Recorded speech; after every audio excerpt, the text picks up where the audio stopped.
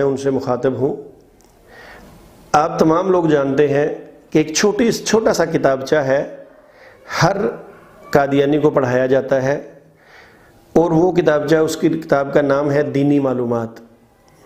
اس کتاب کے اندر جب آپ اس کو پڑھتے ہیں تو لکھا ہوتا ہے کہ صداقت مسیح موعود یعنی صداقت مرزا قادیانی پر کوئی قرآنی آیت پیش کریں، تو اس کے اندر قرآنی آیت مبارکہ لکھی ہوئی ہے۔ حالانکہ وہ صداقت مسیح موعود نہیں ہے، وہ صداقت نبی کریم صلی اللہ علیہ وآلہ وسلم ہے، مگر قادیانیوں نے اسے اپنی طرف موڑ لیا۔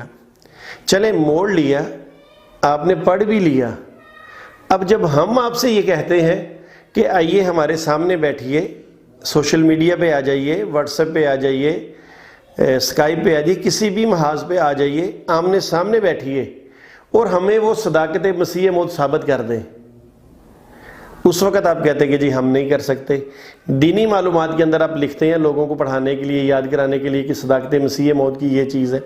اگر آپ اس کی صداقت ثابت ہی نہیں کر سکتے تو پھر وہاں لکھنے کا کیا فائدہ؟ تو الحمدللہ میرا پہلا چیلنج آپ کو یہ ہے کہ آپ ختم نبوت پہ کسی محاذ پہ ہم سے گفتگو کر لیں۔ دوسرا چیلنج یہ ہے کہ عیسیٰ علیہ السلام کی حیات و وفات پہ گفتگو کر لیں۔ تیسرا چیلنج یہ ہے کہ مرزا قادیانی کو آپ سچا ثابت کر دیں، شریف انسان ثابت کر دیں، ہمارے سامنے آئے۔ بلکہ اگر کوئی بندہ ان کو ایک شریف انسان ثابت کر دے گا تو انشاءاللہ تعالی میں اس سے وعدہ کرتا ہوں جتنی مجھے توفیق ہوئی میں اس کو انعام بھی دوں گا، اور میں مرزا قادیانی کی کتابیں لوگوں کے سامنے لہرا کر پیش نہیں کروں گا اگر آپ اس کو شریف آدمی ثابت کر دیں۔